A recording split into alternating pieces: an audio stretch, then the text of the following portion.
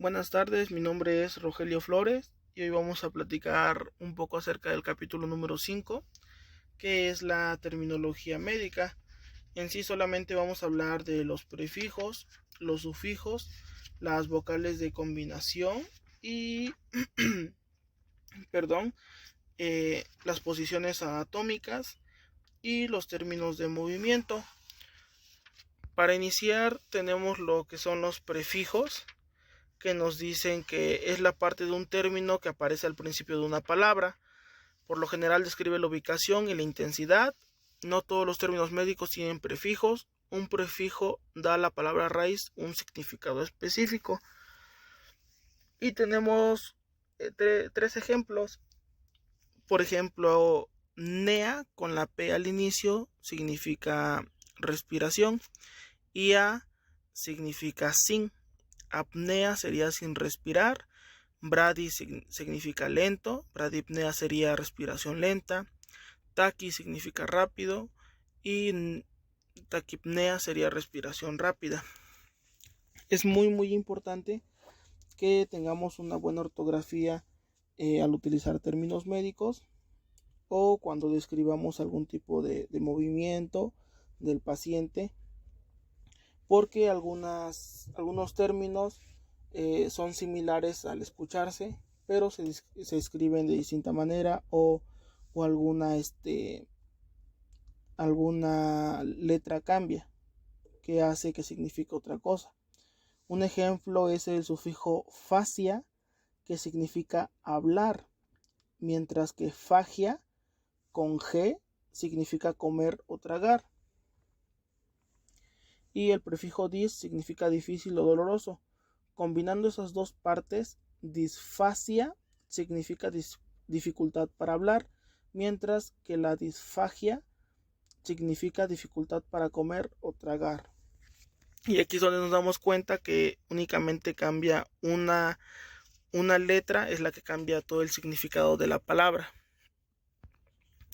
Algunos prefijos comunes que se utilizan en el servicio de emergencias médicas son los que aparecen en el siguiente cuadro, que tenemos, por ejemplo, hiper es sobre, exceso o alto; hiperventilación, ventilaciones rápidas; hipo, que significa bajo, inferior a lo normal; por ejemplo, hipoperfusión, flujo sanguíneo por debajo de lo normal a órganos vitales; taqui, que significa rápido, taquicardia, frecuencia cardíaca rápida; brady, que significa lento, bradypnea, respiración lenta; pre, antes, por ejemplo, prenatal, que ocurre antes del nacimiento; post o pos, después o detrás; postquirúrgico, que ocurre después de la cirugía. Eso es en base a los prefijos. Y nos pasamos a lo que son los sufijos, que nos menciona que se colocan al final de las palabras y por lo general indican un procedimiento, condición, enfermedad o parte de la oración. Un sufijo comúnmente utilizado es itis, que significa inflamación. Cuando este sufijo se combina con la palabra raíz artro, que significa articulación, la palabra resultante es artritis, una inflamación de las articulaciones. Y tenemos aquí unos ejemplos de los sufijos más comunes en el servicio de emergencias médicas, que el principal que tenemos es al, que significa perteneciente a, por ejemplo, sincopal, perteneciente al síncope; algia, relacionado con el dolor, por ejemplo, artralgia, dolor en las articulaciones; ectomía, extracción quirúrgica de, por ejemplo, apendicectomía, extracción quirúrgica del apéndice; ico, perteneciente a, por ejemplo, diaforético, perteneciente a la diaforesis; itis, que ya habíamos dicho que significa inflamación, por ejemplo, epiglotis, inflamación de la epiglotis; logia, que significa estudio de, por ejemplo, cardiología, estudio del corazón; logo, especialista, por ejemplo, neumólogo, especialista en enfermedades del pulmón; megalia, que significa agrandamiento, por ejemplo, cardiomegalia, agrandamiento del corazón; metro, que significa medidor, por ejemplo, efigmomanómetro, que significa instrumento para medir la presión arterial; oma, que significa tumor, por lo regular referencia al cáncer, por ejemplo, linfoma, cáncer del sistema linfático; Y patia, que significa enfermedad, por ejemplo, nefropatia, enfermedad de los riñones. Esto es en base a los sufijos. Tenemos aquí lo que son las vocales vocales combinantes o de combinación, que nos menciona que es la parte de un término que conecta la raíz de una palabra con un sufijo o otra palabra raíz. En la mayoría de los casos la vocal que se combina es una O, pero también puede ser una letra I o una E. Algunos ejemplos que tenemos aquí, a todos se les va agregando la O. Cardi se le agrega la O, Gast también la O, Hepat la O, Art O y Osteo también la O.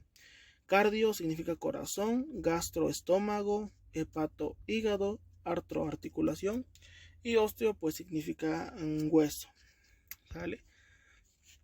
Y nos pasamos ahora a lo que son los términos de movimiento, que nos menciona que los términos de movimiento, por ejemplo, flexión es la flexión de una articulación, la extensión es el enderezamiento de una articulación, la aducción es el movimiento hacia la línea media y la abducción es el movimiento que se aleja de la línea media. Aquí tenemos un claro ejemplo de que les comentaba al inicio que tengamos una buena escritura, ya que algunas palabras son similares y solamente cambian por una letra. El ejemplo que tenemos aquí es la aducción y abducción. Y aquí tenemos un esquema, una imagen, en donde tenemos los ejemplos de lo que platicamos anteriormente. Flexión, extensión, abducción y aducción. Tenemos también lo que son las posiciones anatómicas, que nos menciona que cuando encontramos a un paciente acostado boca abajo, esto quiere decir que el paciente está en posición prona. Cuando el paciente está acostado boca arriba, quiere decir que el paciente está en posición supina. Cuando un paciente está sentado en un ángulo de 90 grados, se le da por nombre posición Fowler. Y cuando un paciente está sentado en un ángulo de 45 grados, se le da el nombre de semi-Fowler. Esta posición Fowler recibió su nombre de un cirujano estadounidense que se llamaba George Fowler a fines del siglo XIX. El doctor Fowler colocó a sus pacientes en una posición semi-reinclinada con la cabeza elevada para ayudarlos a respirar más fácilmente y controlar las vías respiratorias. Es por ello que recibe el nombre de ese médico y así se llama esta posición anatómica. Y aquí tenemos pues una imagen donde la posición Fowler es la persona que está sentada. La posición supina es donde está la B, que es boca arriba. La posición prona es la C, que es boca abajo. Y la D es una posición de recuperación. Y esto es un poco acerca del capítulo número 5. Espero que hayan podido aprender algo nuevo hoy y haya sido de su agrado este capítulo. Les agradezco mucho su atención y que tengan un buen día.